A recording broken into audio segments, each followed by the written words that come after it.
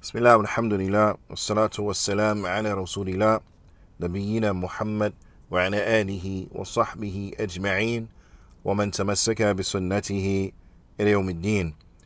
Thumma amma ba'd. Ya ibadallah. Here's the issue. What about the one who has died in Ramadan? Is it allowed to fast on their behalf? Now, this is the issue, inshallah ta'ala, that we want to look at today. Fasting on the behalf of one who has died. قال الشيخ عثيمين رحمة الله عليه, he mentions, فإن استمر به العذر, and if the legislated excuse for not fasting continues and is persistent, حتى مات, until an individual dies, فلا شيء عليه, then that individual, it is nothing upon him to do, or nothing upon her to do. And this is obvious. Why? Because they have passed away. Okay? So they're not able to fast nor make the fast up because they were sick and then they passed away. لأن الله سبحانه وتعالى, because Allah subhanahu wa ta'ala أوجب عليه عدة من أيام أخر, and this is because Allah ta'ala, for the one who's sick, Allah ta'ala, He has made it wajib upon them that they make the fast up during what? Different days. So if you're sick in Ramadan, then you have an excuse and a license to break the fast and to not fast due to the sickness. But once you become better, then you make those days up when? After Ramadan. Okay? So if the person is sick and then they die in Ramadan, then they are incapable of making the days up after Ramadan because they didn't live to see a time period after Ramadan. Right? So, okay, so there's nothing upon him or her to do due to the fact that they were sick and then they passed away during Ramadan. Man, that makes sense? You with me? Okay. The Shaykh goes on, he says, وَلَمْ يَتَمَكَّنْ مِنْهَا فَسَقَطَتْ عَنْهُ. So they weren't able to fast during these days after Ramadan because they died in Ramadan, so there's nothing upon them. So there's nothing upon them to do.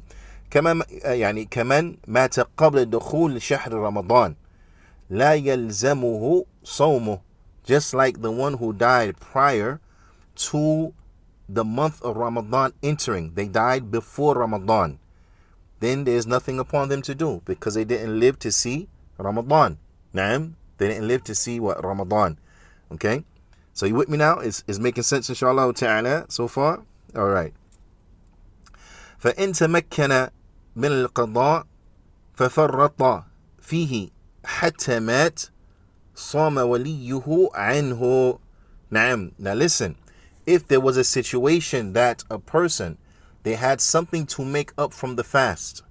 So a person, they were sick in Ramadan, so they broke their fast. And then after Ramadan,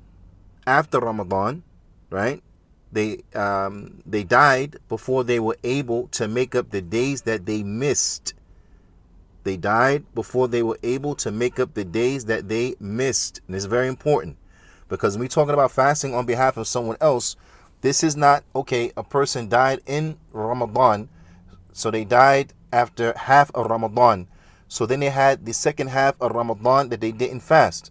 So therefore, the family members are going to now make up that fast and fast the rest of that Ramadan that they didn't live to see. Okay? The Shaykh, he already mentions that what is nothing upon them because they died before a time frame that they were able to make up the fast. Because if you're sick in Ramadan, then you make the fast up when?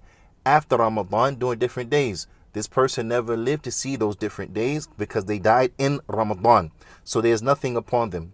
There's nothing upon them. You with me? Okay. Now, a person, they're sick inside of Ramadan, and then they get better. They live to see after Ramadan, they got better. So now they have a number of days to make up. Let's say half of Ramadan they were sick. Then they got better. Ramadan is over. So now they have an opportunity to make those days up. But they didn't make the days up.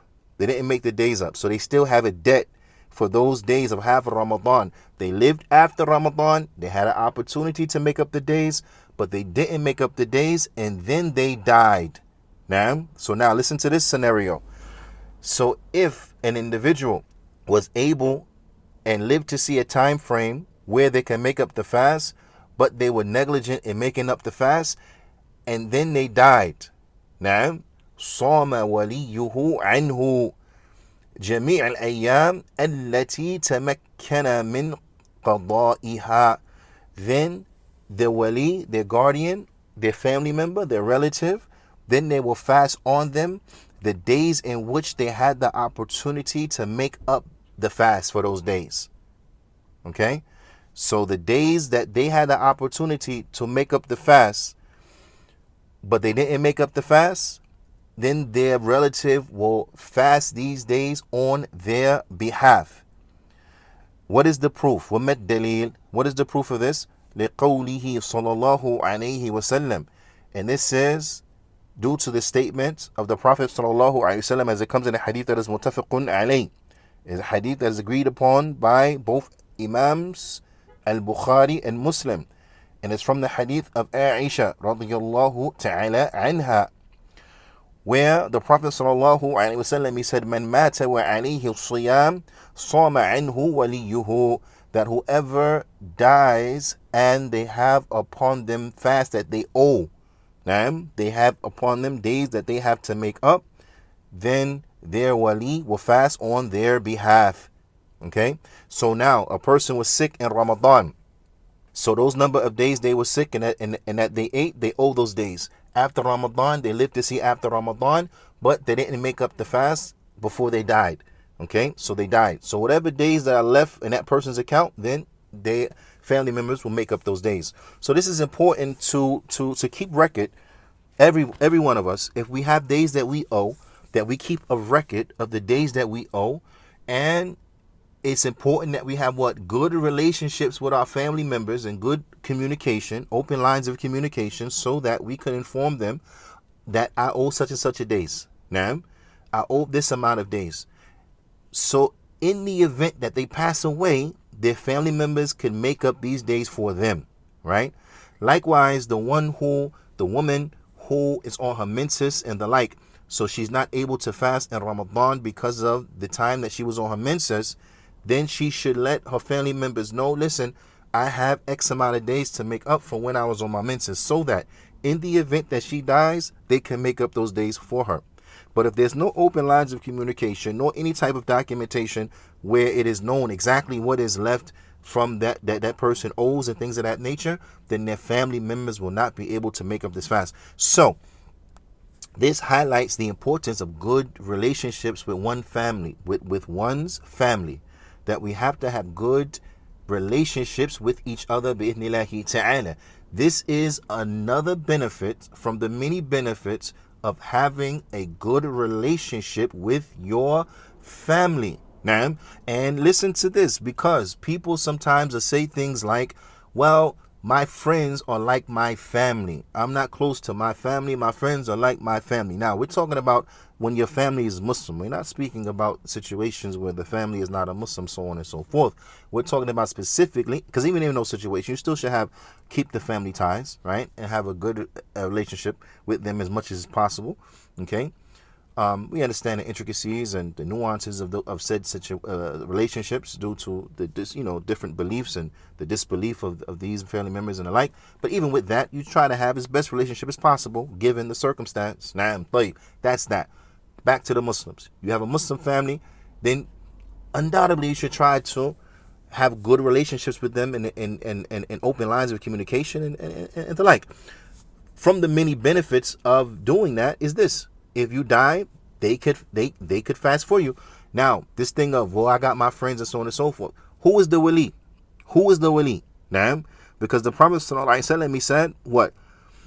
Sama anhu waliyuhu. Then his wali will fast on his behalf. Who is the wali? Sheikh Uthaymeen, he mentions, he says the wali, they are who? Warithuhu aw qaribuhu. They are those who shall inherit from him, or his close family members. That's the wali. Did the Shaykh say the wali is his friends, his best friend? Did the Shaykh say his wali is, his close inner circle of friends? No. His wali, they are who? They are his family members. Those who inherit from him or his close relatives. They are his wali. These are the ones who will fast on their behalf. So an individual, from the foolishness of an individual picking their friends over their family, is this. This is for one of the reasons that enters into and points out and shows the foolishness of such a behavior. Okay?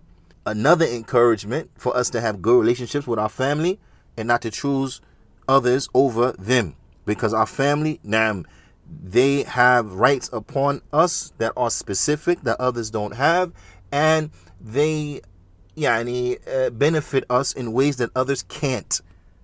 So it is important to understand this. So the Shaykh, he mentions, after we have established these things, that his family members or her family members, and they will be the ones who will fast upon their behalf. The Shaykh, he mentions, he says, وَيَجُوزُ أَن يَصُومَ عَنْهُ جَمَاعَةٌ بِعَدَدِ أَيَّامِ الَّتِي عَلَيْهِ فِي يَوْمٍ وَاحِدٍ. He said it is okay and it is permissible that a group of his family members could each of them fast the days that a person missed during one day. So let's say, for example, the person, they were sick for 1 week in Ramadan, so they missed 7 days. Okay, they missed 7 days. But let's say that this individual left behind a wife and 6 children. A wife and 6 children. So the wife is 1, 6 is 6. 1 plus 6 equals 7. So on one day, his wife and all of his 6 children could fast that one day, each of them, with the intention of fasting this day on behalf of their father who died, and that will take care of 7 days all at one time. So this is permissible. This is permissible. So this is important to understand, so that it is known bithnillahi ta'ala. All right. So listen now. قال Imam al-Bukhari rahmatullah alayhi, قال al-Hasan. Imam al-Bukhari rahimahullah ta'ala, he said that al-Hasan said rahmatullah alayhi, إن صام عنه 30 رجلا يوما واحدا جاز. He said that, he said, if 30 men fasted on his behalf in one day, then that takes care of everything, right? Showing to the extent that a group of people can fast on the behalf of an individual for the days in which that they missed, and that they had a chance to make up but never got the opportunity because they died. Then if it was 30 days they owed, then 30 men can fast on one day for that individual, and that is permissible. And then a month will be taken care of, all at one time. All at one time. So this is just some rules and regulations as relates to fasting on the behalf of others. That is important for us to know. And bithnillahi ta'ala, it's an encouragement for us to repair the relationships and whatever needs to be repaired as relates to our Muslim family members. نكتفي بهذا القدر، والصلاة والسلام على نبينا محمد وعلى آله وصحبه أجمعين، وجزاكم الله خيرا.